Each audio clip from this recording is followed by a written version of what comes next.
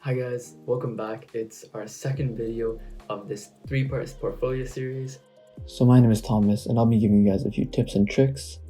A few of the things off the bat are using different mediums, thinking abstractly for concepts and not so literally, having deep meanings within your actual drawings, and then photographing them well, and finally time management and how not to procrastinate. So there's just a few things I'll be covering in this video, so let's go. Alright, so to start off, in my portfolio I submitted, for the Carleton one I submitted 4 mandatory ones which all came with prompts, and then the 4 optional ones were kind of whatever you wanted to do, so photography, drawing, painting, it's all up to you.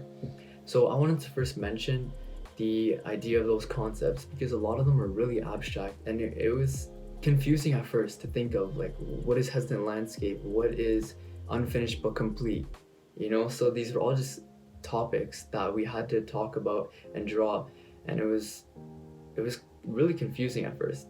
And I think a big thing to note is try not to think so literally, so try to really use your mind to expand beyond that little square. They always say think outside the box, so really try to do that and think deeper. So in one of mine, unfinished but complete, this is a really good example. That one was a tough one. So here it is. Basically in this one, my whole concept was trying to portray 2 things. One, the unfinished environment, which portrayed that theme of unfinishedness, so I didn't fully paint it, but I also wanted to show the child labor. So my unfinished but complete one was a very good example to show this concept, and as you can see here, basically I wanted to show that unfinished environment that we think of when we think of that concept, and also in a more deeper sense, their lives, these children, because my whole concept was on child labor, these children are not able to achieve their dreams and live the way they want, so in a sense their life is incomplete and they can't strive for those things because they're held back by chains, yet they're still trying to live. So that was my interpretation of it. It's very open-ended. A lot of these prompts are like that, and it's really helpful.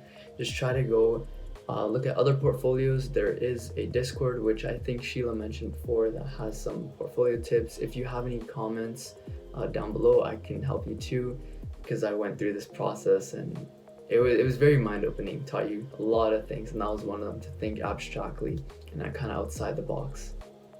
So next up, we have deep meanings. So going along with my theme of, or their theme of abstract concepts, I wanted to talk about your concept building and your themes. So for one of my pieces, this was called A Dark Leap of Faith. This was one of the 8 optional ones at Carleton.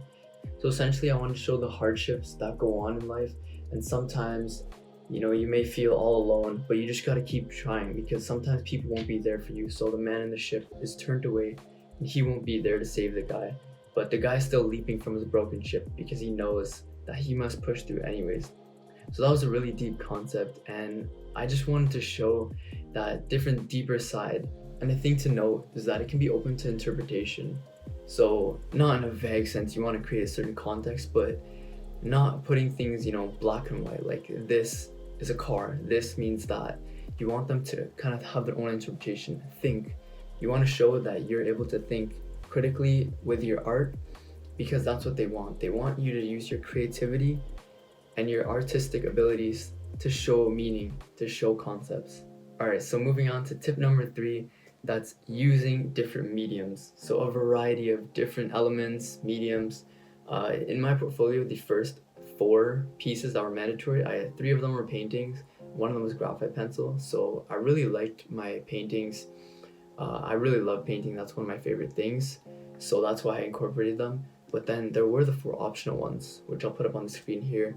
And so actually 2 of them were done in watercolor and graphite pencil, so they're a mix of them. And then the other 2 were photographs. So they want to see a diversity in your skill sets. They want to see how you can use your artistic abilities in different senses to portray certain meanings. So don't try to narrow your mind on one thing, like, oh, I'm going to do only paintings, I'm going to do drawings, Try to keep open-minded. One thing that was really interesting is that I've never used watercolor before, and 2 of them that I did were actually made out of watercolor, and it was a unique experience. I had to teach myself how to put enough water, paint, blend it well. And in these two, I overlaid them with graphite.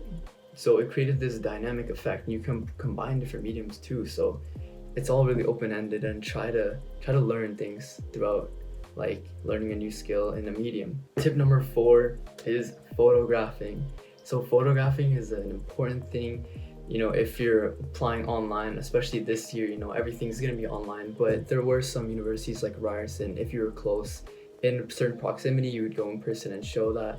But with photographing, it's really important to take good pictures of your paintings, drawings, because that's ultimately how they're gonna see them. You can see something in person and it looks so much different than a photograph. And the photograph can actually make or break your final piece. So I just turned on my light to give you guys a bit of context as to what I mean when taking good photos and how lighting works. A key thing is having good lighting and try not to have things that are blocking it. So here I have a light on my face right now, and I wouldn't want anything to be between me and the light, because if so, you see how, look, now there's shadows created. Here's one of my pieces. If this was a drawing, it's a bit overexposed right now because that's the camera settings, but if I want to take a photo of it, then here, look, there would be a huge shadow, and you don't want that. So you want to really have your light focused on the project and then go back and take that photo.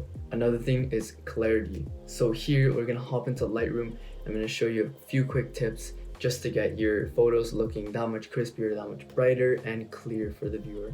So here's a before shot of one of my architecture projects, and here is the final result. So as you can see, it's way wider, more clear, and easier for the viewer to see. So we're gonna start over here. First thing I did is I just cropped it, so you wanna make sure it's all the way at the edge.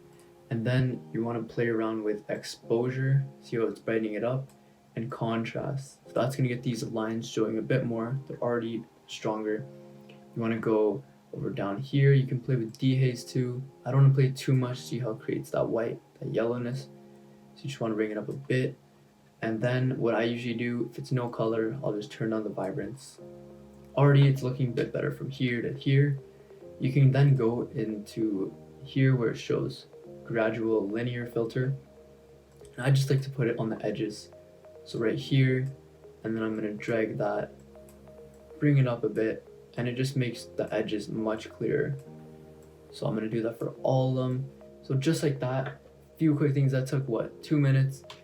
From here to this, so much brighter, everything is much more visible. That's how you're gonna get those crispy photos for the submission. Okay, so our last tip number 5 is time management. I know everyone struggles with this, well, not everyone, but at least me, with procrastination. So don't leave things to the last minute. That's like easier said than done, but I think the portfolio deadline, if I remember, it was March 10th.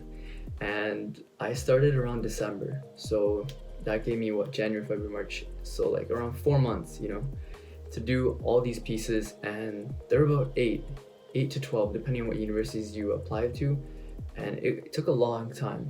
So I would definitely space it out, know how much time each thing is going to take you, and really plan around that, because you don't want to be stuck the last 2 weeks. You're like, I have 3 drawings left.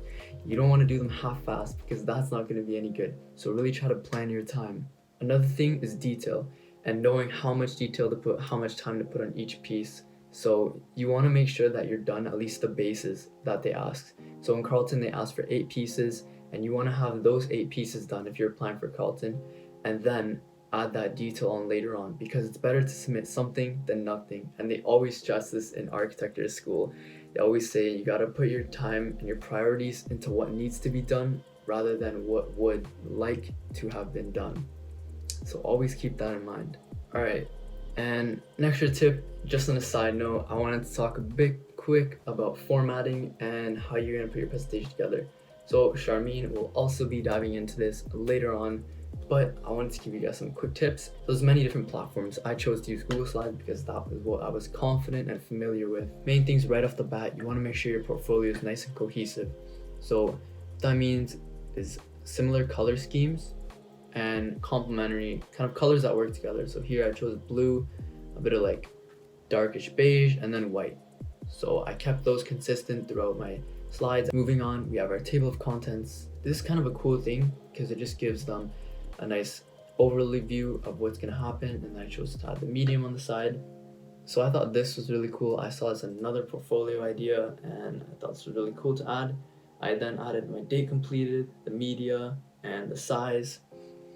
I did add a little blurb of process of creation and theme. Only 2 to 3 sentences is really necessary. It's up to you. And then for your image, you want to make sure that it's big enough for them to see because they're not going to be zooming in. As you can see, my theme is consistent throughout.